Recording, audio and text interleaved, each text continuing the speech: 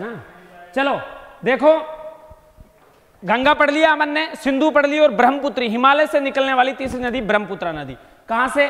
इधर तिब्बत का जो पठार है वहां पे काफी सारे ग्लेशियर है, उनमें से कुछ ग्लेशियरों के नाम है यांग युंग, चांग यांग दुंग, चांग यांग दुंग, आरसी और यारलुंग।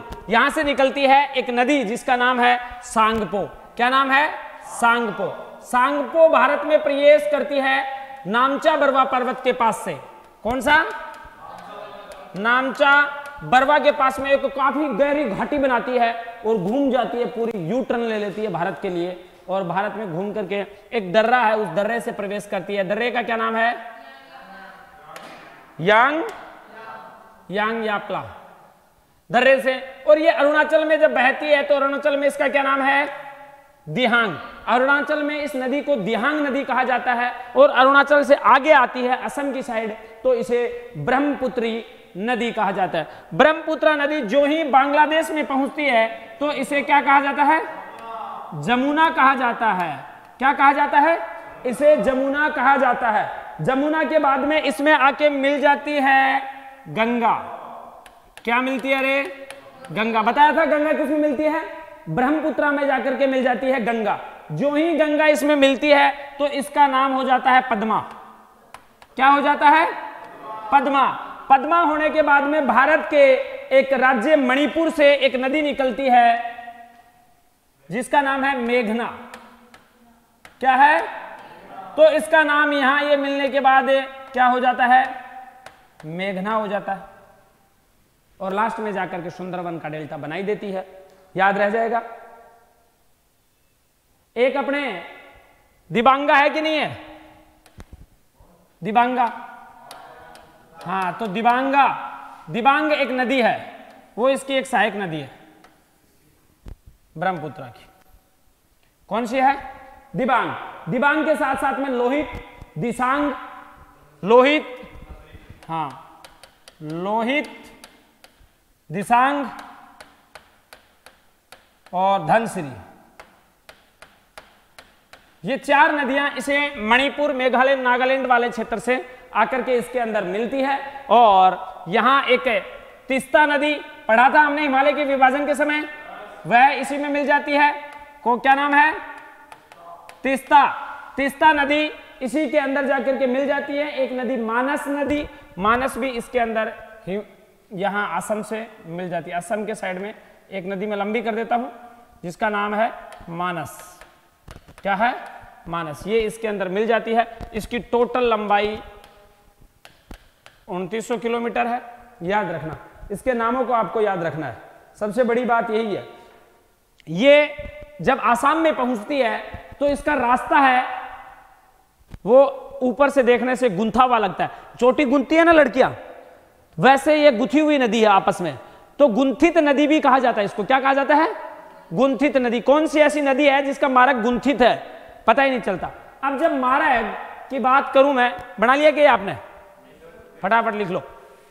ब्रह्मपुत्री का नाम बताओ। सांगपो, दिहांग, ब्रह्मपुत्रा, जमुना, पद्मा, मेघना, ये सब किसके नाम हैं? ब्रह्मपुत्रा के पर्यायवाची हो गए। याद रखना, क्या क्या हो गए?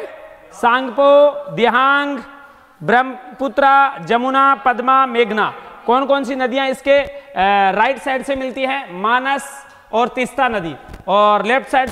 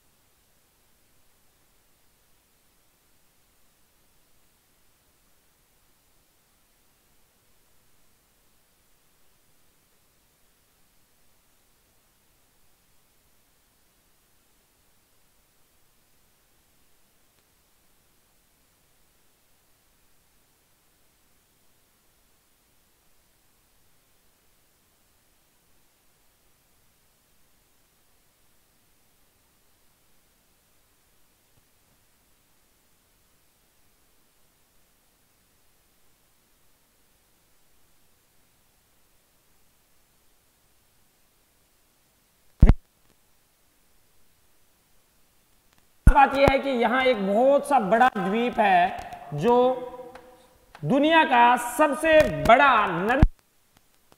नदियों के द्वारा बनाया गया दुनिया का सबसे बड़ा द्वीप है, जिसका नाम है माजुली। जोरहाट,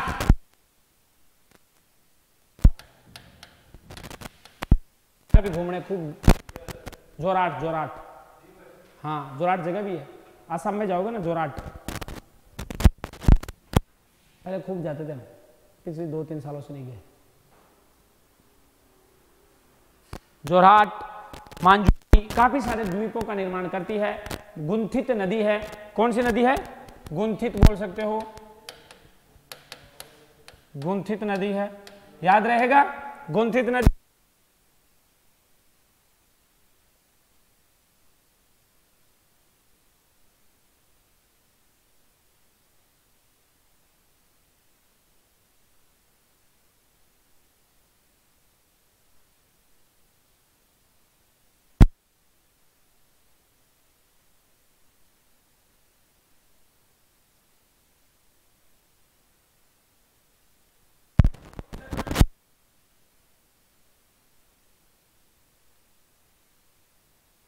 चालू तो है।